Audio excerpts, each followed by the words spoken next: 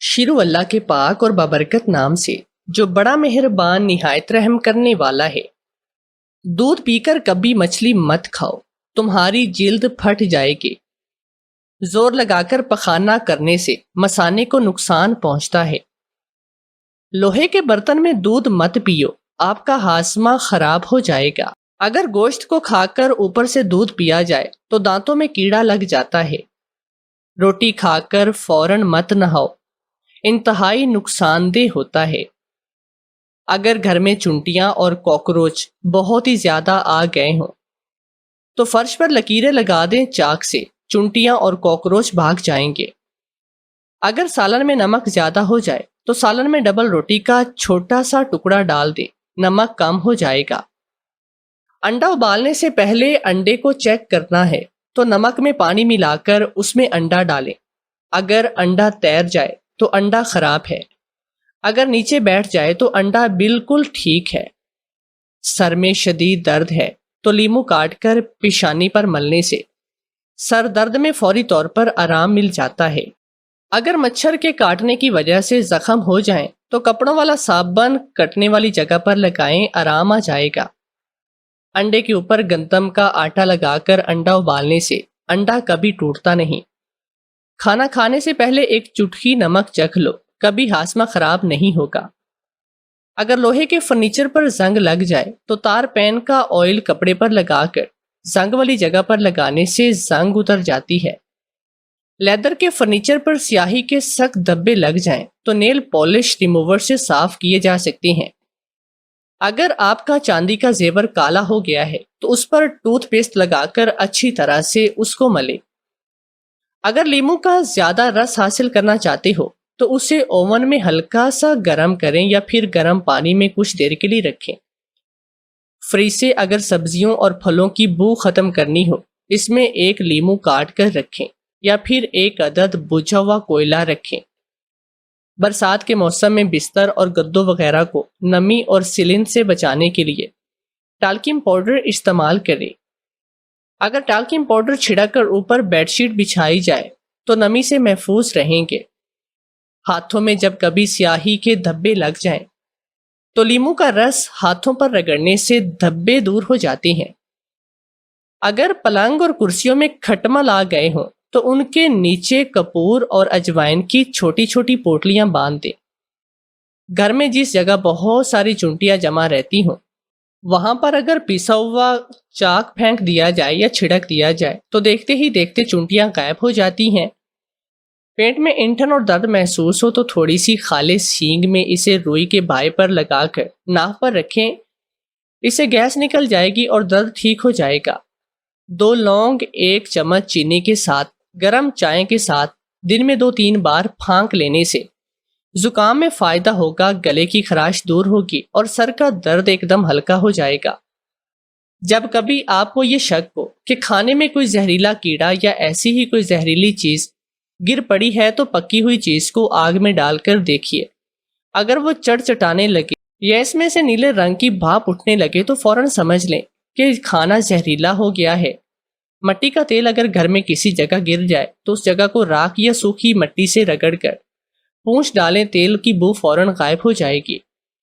اگر چہرے پر چشمہ پہننے کی وجہ سے آنکھوں کے گرد نشان پڑتے ہیں تو چشمہ پہننے سے پہلے تھوڑی سی پیٹرولم جیلی لگا کر لیں، نشان نہیں پڑیں گے۔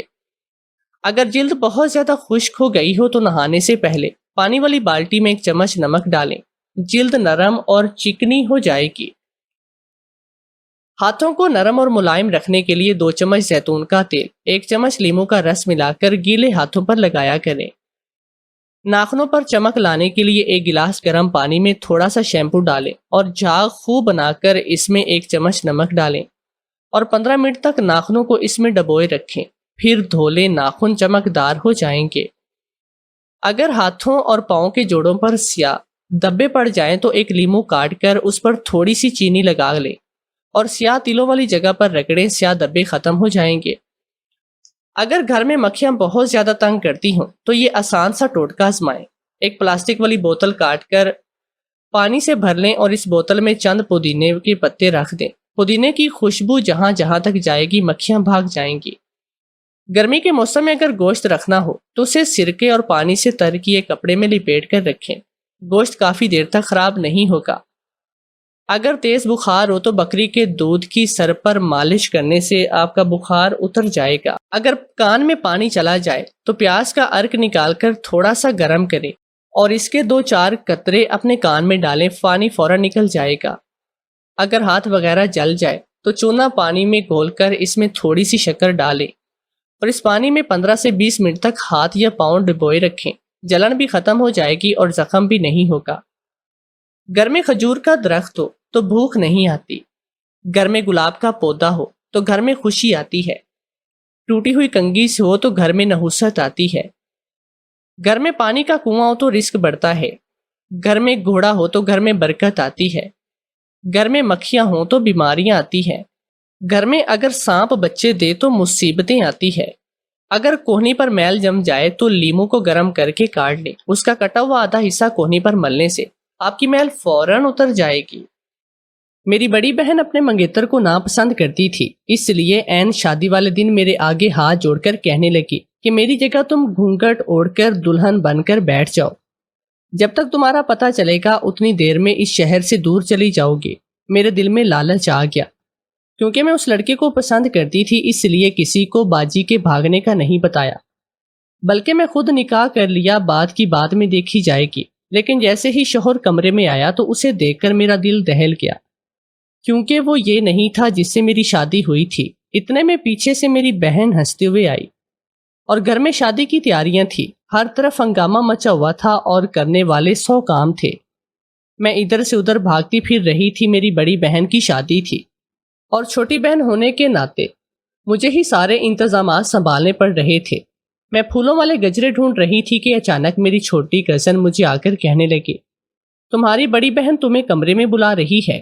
میں نے سوچا کہ وہ مجھے بھلا کس کام کے لیے بلا رہی ہوگی، بیوٹیشن تو ابھی آئی ہی نہ تھی، شاید اسے میری کسی مدد کی ضرورت ہو۔ میں جلدی سے بھاگتی ہوئی کمرے میں گئی تو دیکھا کمرے میں تو سوائے میری بہن کے اور کوئی بھی نہیں، اور وہ ابھی تک کپڑے پہن کر تیار بھی نہ ہوئی تھی۔ میں نے حیرت سے جلا کر کہا، بارات آنے میں صرف 1 گھنٹہ ہے اور تم ابھی تک تیار نہیں ہوئی، تم نے یہ لباس کیوں نہیں پہنا؟ تو اچانک وہ میرے قدموں میں بیٹھ گئی اور میرے آگے ہاتھ جوڑ دیے۔ سمجھ نہیں آیا کہ یہ اچانک اسے کیا ہو گیا ہے، یہ ایسا کیوں کر رہی ہے۔ میری بہن روتے ہوئے کہنے لگی کہ یہ میں شادی نہیں کر سکتی، میں کسی اور کو پسند کرتی ہوں اور میں ہرگز یہ نکاح نہیں کروں گی، تم میری مدد کرو۔ یہ سن کر میں دنگ تھی۔ میں نے اسے کہا کہ اب کچھ نہیں ہو سکتا، ابھی کچھ ہی دیر میں بارات آتی ہوگی، تمہیں یہ نکاح کرنا ہوگا۔ میری بہن کہنے لگی، میں ایسا نہیں کر سکتی، میں اس گھر سے جانے والی ہوں، پلیز یہاں سے بھاگنے میں میری مدد کرو۔ اگر تم نے میری مدد نہیں کی تو میں اس زبردستی کی شادی میں ہمیشہ ناخوش رہوں گی اور ہو سکتا ہے کہ کسی دن تنگ آ کر میں اپنی جان لے لوں۔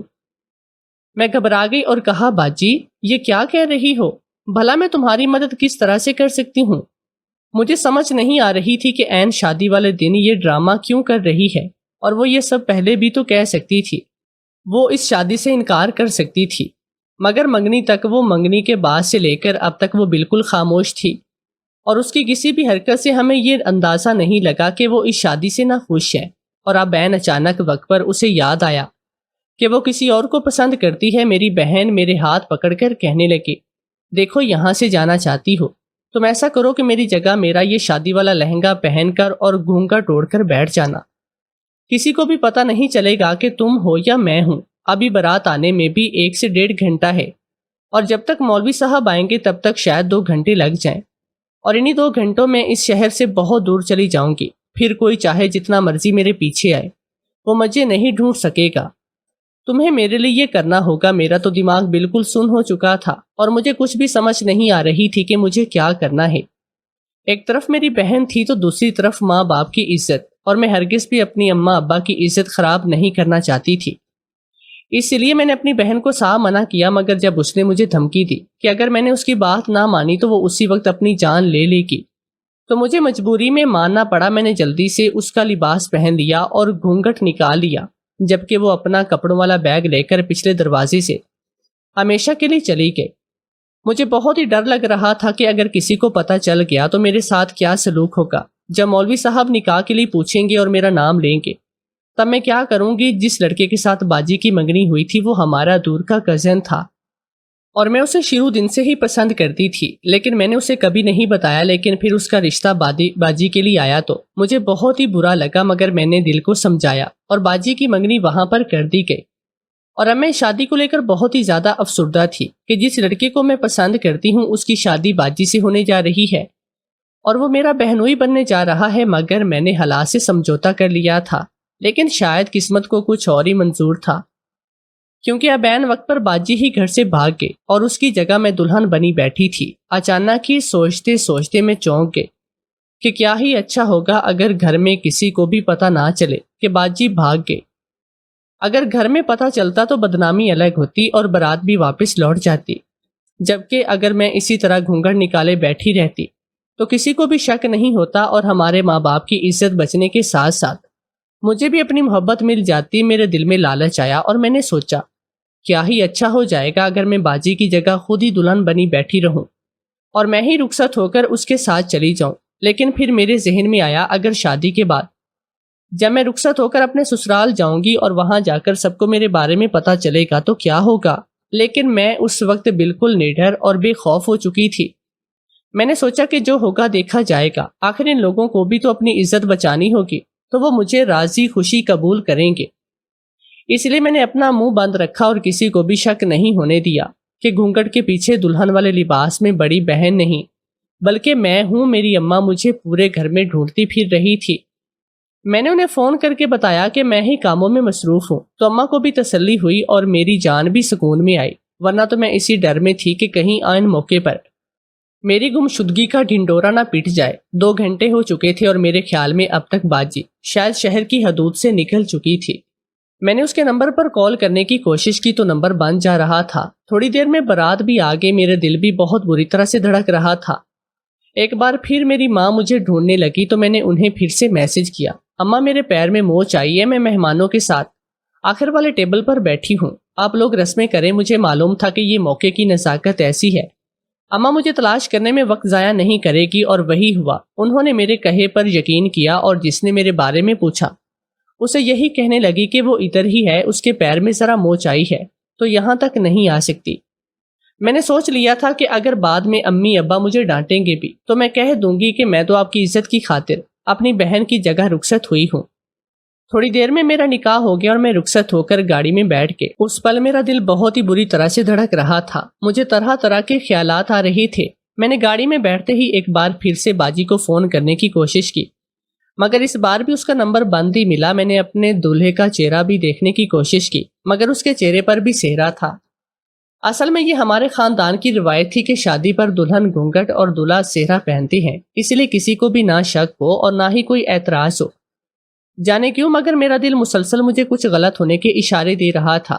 گاڑی میں صرف میں ہی اس کے ساتھ بیٹھی ہوئی تھی۔ تھوڑی دیر میں ہم سسرال پہنچ گئے اور مجھے اسی طرح گھونگھٹ میں میرے کمرے میں پہنچا دیا گیا۔ میں سوچ رہی تھی کہ جانے اب کیا تماشا ہوگا جب گھونگھٹ اٹھا کر وہ میرا چہرہ دیکھے گا تو بڑی بہن کی جگہ مجھے پا کر جانے اس کا کیا رد عمل ہوگا۔ تھوڑی دیر گزری تھی کہ کمرے کا دروازہ کھلا اور وہ اندر آ گیا۔ میں نے آنکھیں بند کر لی، اس نے میرا گھونگھٹ اٹھایا۔ جیسا کہ میں توقع کر رہی تھی کہ میرا گھونگھٹ اٹھاتے ہی وہ چیخ پڑے گا، ایسا کچھ نہیں تھا۔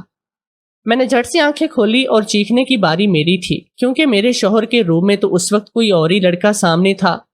یہ وہ نہیں تھا جسے میں پسند کرتی تھی اور جس کی شادی میری بہن سے ہونے والی تھی۔ میں گھبرا گئی اور پیچھے ہٹتے ہوئے کہنے لگی، کون ہو تم؟ وہ ہنستے ہوئے کہنے لگا، ارے تم اپنے شوہر کو بھول گئی، میں ہی تو ہوں تمہارا شوہر، ابھی ابھی ہماری شادی ہوئی ہے۔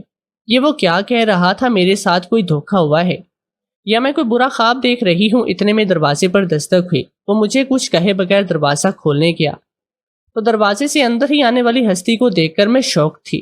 میری بہن ہنستے ہوئے اندر آ رہی تھی۔ اس کے پیچھے اندر داخل ہونے والے شخص کو دیکھ کر تو جیسے میری جان نکل گئی، کیونکہ وہ تو وہی لڑکا تھا جس سے شادی کرنے سے باجی نے انکار کیا تھا اور گھر سے بھاگ گئی تھی، اور یہ دونوں اب ایک ساتھ نظر آ رہے تھے اور میں دلہن کے لباس میں یہاں پر بیٹھی تھی کہ یہ سب کیا ہو رہا تھا؟ میرا تو دماغ چکرا کر رہ گیا تھا۔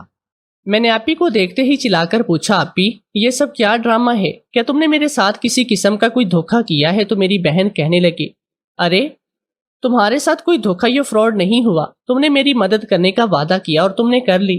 اب چلو شاباش، تم گھر چلی جاؤ، کیونکہ گھر میں کسی کو نہیں پتا کہ تم یہاں پر ہو اور وہ تمہیں ڈھونڈتے رہے ہوں گے۔ میں نے حیران ہو کر کہا، آپ یہ کیا کہہ رہی ہیں؟ یہ سب کیا ہے؟ مجھے کچھ تو بتائیے۔ تو باجی کہنے لگی، ابھی یہ مناسب موقع نہیں ہے، تمہیں کسی دن بتا دوں گی، مگر ابھی کے لیے تم گھر جاؤ کیونکہ گھر والے تمہیں تلاش کر رہی ہیں۔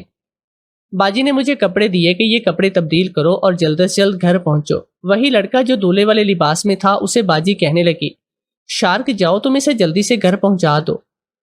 میں تو اس وقت بالکل سن تھی، مجھے کچھ سمجھ میں نہیں آ رہا تھا، اس لیے میں چپ چاپ جا کر گاڑی میں بیٹھ کے، اور وہ لڑکا شارک فرنٹ سیٹ پر آ کر بیٹھ گیا۔ میں نے اسے راستے میں پوچھنے کی بہت کوشش کی کہ آخر یہ سب کیا چل رہا ہے، مگر وہ کہنے لگا کہ میں تو خود نہیں جانتا، مجھے جتنا کہا گیا تھا میں تو وہی کر رہا ہوں۔ اس نے مجھے گھر کے دروازے سے تھوڑا سا دور اتار دیا اور چلا گیا۔ جیسے ہی میں گھر میں داخل ہوئی تو بالکل سامنے اماں اور ابا کو دیکھ کر میں ڈر گئی۔ اب مجھے دیکھتے ہی غصے سے آگے بڑھے اور اماں نے تو مجھے تھپڑ ہی لگا دیا۔ امی غصے سے کہنے لگی، تم اتنے گھنٹے کہاں پر غائب تھی؟ میں نے ہر جگہ تمہیں تلاش کر لیا، یہاں تک کہ تمہاری بہن کی رخصتی بھی ہو گئے، مگر تم کہیں نظر نہیں آئی۔ یہ اتنے گھنٹے تم کہاں گزار کر واپس آ رہی ہو؟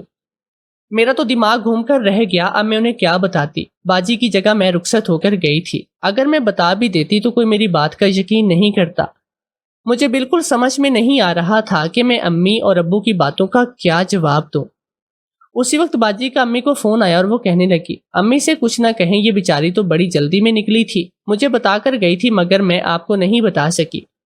اصل میں اس کے قریبی دوست کا ایکسیڈنٹ ہوا تھا اور وہ اپنی آخری سانسوں پر تھی، اس لیے اسے میری شادی بیچ میں چھوڑ کر جانا پڑا۔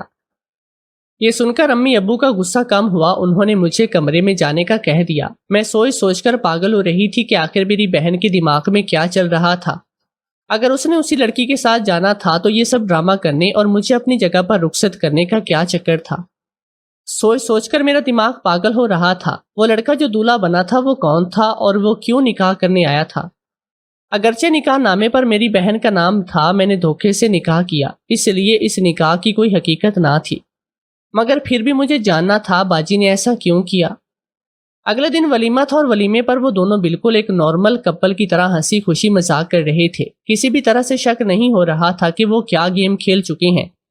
آپی کے چہرے سے تو پتہ بھی نہیں تھا کہ وہ اس کو ناپسند کرتی ہے، حالانکہ اس نے تو مجھ سے یہی کہا۔ میں سٹیج پر گئی تو باجی کو دیکھ کر میں نے پوچھا، یہ سب کیا ہے؟ کیا تم مجھے بتانا پسند کرو گی؟ تو وہ کہنے لگی، ابھی نہیں، پھر کبھی بتاؤں گی۔ میں نے غصے سے کہا کہ جب تم دونوں کا نکاح نہیں ہوا تو پھر کس حیثیت سے ولیمہ کر رہی ہو؟ میری اس بات پر باجی نے بہت غصے سے دیکھا، مگر کچھ نہیں کہا۔ مجھے اپنے بے وقوف بنائے جانے پر بہت غصہ آ رہا تھا اور میں سوچ رہی تھی کہ کسی بھی حال میں مجھے معلوم کر کے رہنا ہے کہ ان دونوں نے کیا گیم کھیلی۔ میں نے حساب لگایا، جب باجی گھر سے نکلی اور جب واپس وہ اپنے سسرال میں نظر آئے تو اس بیچ 5 گھنٹے گزر چکے تھے۔ ان 5 گھنٹوں میں وہ دونوں کہاں تھے اور کیا کر رہے تھے؟ اگر مجھے اس سوال کا جواب مل جاتا تو باقی کی باتوں کی تہہ تک پہنچنا بہت ہی مشکل نہیں تھا۔ میں باجی کے سسرال والوں سے باتیں کرنے لگی۔ اسی دوران مجھے وہی کل والا لڑکا شارک نظر آیا۔ معلوم ہوا کہ وہ دولہے کا بھائی بہت ہی اچھا دوست تھا، اس لیے شاید وہ بھی ان کی مدد کرنے کے لیے تیار تھا۔ شاید وہ مجھے کچھ بتا سکتا ہے۔ میں اس کے پاس گئی، اس سے بات چیت کرنے لگی، مگر وہ بھی بہت ہی چلاک انسان تھا۔ اس نے مجھے کچھ بھی نہیں بتایا، لیکن اس کے جانے کے بعد میری باجی کی نند میرے پاس آئی، اسے دیکھتے ہوئے کہنے لگی، یہ شارک بھائی کا پیچھا نہیں چھوڑتے۔ اب دیکھو نا، کل بھائی اور بھابھی کے لیے کتنی اہم رات تھی، مگر یہ دونوں شارک بھائی کے ساتھ ڈنر کرنے نکل گئے۔ یہ سن کر میں چونک گئی کہ مجھے چھوڑنے کے بعد وہ ان دونوں کو لے کر اگر کہیں گیا تو اس کا کیا مقصد ہو سکتا تھا۔ میں نے باجی کی نند سے پوچھا، کیا تمہیں معلوم ہے کہ یہ کہاں پر گئے تھے؟ تو کہنے لگی، نہیں، مجھے نہیں پتا، ہمیں تو یہی کہہ کر گئے تھے کہ باہر کھانا کھانے جا رہی ہیں۔ امی کو بھی بہت غصہ آیا کہ یہ کیا شادی کی رات بھلا کون باہر جاتا ہے۔ ایک بات کا تو مجھے علم ہو گیا تھا، مجھے یہ معلوم کرنا تھا کہ رات کے اس پہر وہ باہر کرنے کیا گئے تھے۔ ولیمے کی تقریب ان کے گھر میں ہی منعقد تھی، اس لیے میں جلدی سے اوپر باجی کے کمرے میں آ گئی تاکہ میں کچھ تلاش کر سکوں۔ مجھے ان کے کمرے کی تلاشی لینا تھی تاکہ میں جان سکوں کہ وہ دونوں کیا کرتے پھر رہی ہیں۔ مجھے اس لیے بھی غصہ آ رہا تھا کیونکہ مجھے لگ رہا تھا کہ باجی کو شاید میرے جذبات کے بارے میں علم تھا اور اس نے میرے انہی جذبات کو استعمال کر کے مجھے بے وقوف بنایا۔ وہ جانتی تھی کہ اگر میں دلہن بنوں گی تو شاید میں اپنی محبت کو پانے کی خاطر رخصت ہو جاؤں، اور ظاہر ہے ان لوگوں کا گھر بھی دور تھا، جانے میں ہی تقریباً 1.5 گھنٹے کا سفر تھا۔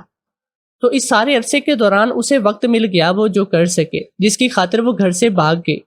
اسے چاہیے تھا کہ وہ مجھے سچ سچ بتا دیتی کہ وہ کس مقصد کے لیے گھر سے غائب ہونا چاہ رہی تھی، مگر اسے یوں میرے جذبات کا استعمال نہیں کرنا چاہیے تھا۔ اس لیے میں نے بھی سوچا کہ اب میں بھی اس کی حقیقت سب کے سامنے لے کر آؤں گی، اور جو کچھ یہ چھپانا چاہ رہے تھے وہ سب کے سامنے لے کر آؤں گی۔ میں جلدی سے باجی کے کمرے کی تلاشی لینے لگی۔ اسی دوران کمرے کا دروازہ کھلا اور باجی اندر آئی۔ مجھے دیکھتے ہی غصے سے کہنے لگی، تمہیں میرے کمرے میں آنے کا حق کس نے دیا؟ تم یہاں پر کیا کر رہی ہو؟ چلو یہاں سے چلی جاؤ۔ اس وقت میں وہاں سے چپ چاپ چلی گئی، مگر میرے ذہن میں یہ بات بیٹھ چکی تھی کہ مجھے ہر حال میں باجی کا راز معلوم کرنا ہے۔ اس لیے ولیمے کے بعد جب ہم لوگ واپس جانے لگے تو میں طبیعت خرابی کا بہانہ کر کے وہیں پر رک گئے اور میرے گھر والے واپس چلے گئے۔ میری باجی کے سسرال والوں نے مجھے روک لیا تھا کہ جب بچی کی طبیعت ٹھیک ہوگی تو ہم اسے خود ہی چھوڑنے آئیں گے۔ میں ان دونوں پر نظر رکھنا چاہتی تھی اور یہ کام میں یہاں پر ہی کر سکتی تھی۔ میں نے ان دونوں کو چوری چوری بات کرتے سنا۔ باجی اپنے شوہر کو کہہ رہی تھی کہ مجھے نہیں لگتا کہ میری چھوٹی بہن میں اتنی عقل ہوگی، اس لیے میں نے اسے استعمال کیا، مگر دیکھو تو اسے کیسے ہم پر شک ہوا ہے، اور اب میرا خیال ہے وہ ہم پر نظر رکھنے کے لیے اس گھر میں رکی ہے۔ باجی کا شوہر کہنے لگا، اسے ہرگز بھی معلوم نہیں ہونا چاہیے کہ ہم شادی کے دوران کیوں غائب تھے۔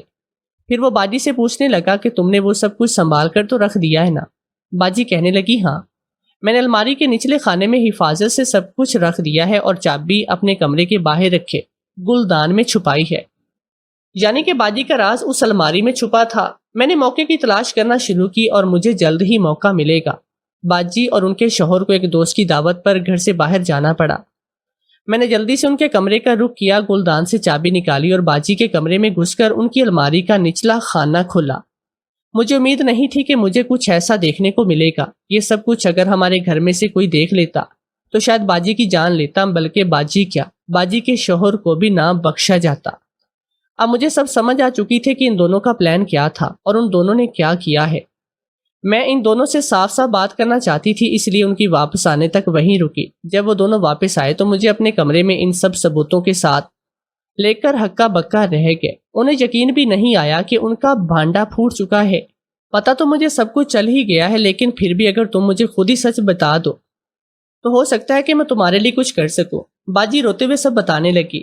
میں اور ارحم ایک دوسرے کو پسند کرتے ہیں، کیونکہ ہم رشتہ دار ہیں تو ہمیں امید تھی کہ ہمارے گھر والے اس رشتے پر مانیں گے، اور ہوا بھی یہی، بہت ہی جلد ہماری منگنی ہو گئی۔ منگنی کے بعد اکثر ہم جب باہر چھپ کر ملنے لگے، جانتی ہو کہ ہمیں نکاح سے پہلے تنہائی میں نہیں ملنا چاہیے تھا، مگر ایک بار ارحم سے یہ غلطی ہوئی، مگر اسی غلطی کا فائدہ کسی نے اٹھایا اور ہماری انتہائی نامناسب تصاویریں بنائی۔ برات والے دن مجھے ارحم کا فون آیا، اس نے بتایا اس دن کسی نے ہماری تصویریں بنا لی تھی، اب وہ کال کر کے دھمکیاں دے رہا ہے اور ہمیں بلیک میل کر رہا ہے۔ اگر ہم نے ابھی اس وقت اس کے لیے 10 لاکھ کا انتظام نہیں کیا تو ہماری تصویریں ہمارے خاندان والوں کو دے گا۔ ارحم کا ایک بہت ہی اچھا دوست پولیس میں تھا۔ ہم نے اسے ساری بات بتائی تو اس نے ہماری مدد کرنے کا وعدہ کیا، لیکن اس کے لیے ہم دونوں کو اس شخص کے بتائے ہوئے پتے پر پیسے لے کر جانا تھا اور پولیس کو پیچھے سے ریڈ کرنی تھی۔ تو اس سارے عمل میں ہمیں 5 سے 6 گھنٹے لگ جاتے۔ ہم تو یہ شادی نہ ہی ملتوی کر سکتے تھے اور نہ ہی کسی کو اس بارے میں کچھ بتا سکتے تھے، اس لیے ہم نے یہ پلان بنایا۔ ارحم نے اپنی جگہ شارک اور میں نے اپنی جگہ تمہیں دلہن بنایا۔ میں جانتی تھی کہ تم ماں باپ کی عزت بچانے کی خاطر ضرور رخصت ہو کر جاؤ گی، اور میں یہی چاہتی تھی۔ سب کچھ ویسا ہی ہوا جیسا ہم نے سوچا تھا۔ اس سارے عرصے کے دوران پولیس نے چھاپا مار کر نہ صرف اس شخص سے ہماری تصویریں وغیرہ نکلوائیں، بلکہ انہیں ڈیلیٹ بھی کر دیا سارے کاموں سے فارغ ہو کر۔ پھر ہم گھر واپس آ گئے تو میں نے پھر اس لیے گھر تمہیں بھجوایا کہ اب تمہاری کوئی ضرورت نہ تھی۔ جب شارک تمہیں چھوڑ کر آیا تو اس نے ہمیں کہا کہ اب چونکہ ہم دونوں کا نکاح ہوا ہے تو پہلے ہمیں نکاح کرنا چاہیے، اس لیے ہم دونوں کو لے کر مسجد میں چلا گیا، جہاں پر ہمارے کچھ اور بھی دوست تھے۔ یوں گواہوں کی موجودگی میں ہم نے پھر رات کو نکاح کیا۔ سب کچھ سن کر میں ہکا دکا رہ گئی۔ مجھے الماری سے ان کا نکاح نامہ ملا جس پر رات کا وقت درج تھا، اور ساتھ ہی مجھے ان کی کچھ تصاویریں بھی ملی جس کو شاید تلف کرنے کا ابھی تک موقع نہیں ملا۔ میں سوچ رہی تھی کہ شاید باجی کو میرے جذبات کا علم تھا، مگر شکر ہے کہ اس نے صرف یہی سوچا کہ میرے ماں باپ کی عزت بچانے کی خاطر میں رخصت ہو گئی۔ یہ نہیں سوچا تھا کہ میں اپنی پسند کو پانے کے لیے رخصت ہوئی ہوں۔ اب چونکہ وہ میری بہن کا شوہر اور میرا بہنوئی تھا اور میرے لیے قابل احترام بھی ہے، تو میں اپنے دل کو سمجھا لیا۔ میں ان دونوں کی شادی کی مبارک دے کر اپنے گھر چلی گئی تھی۔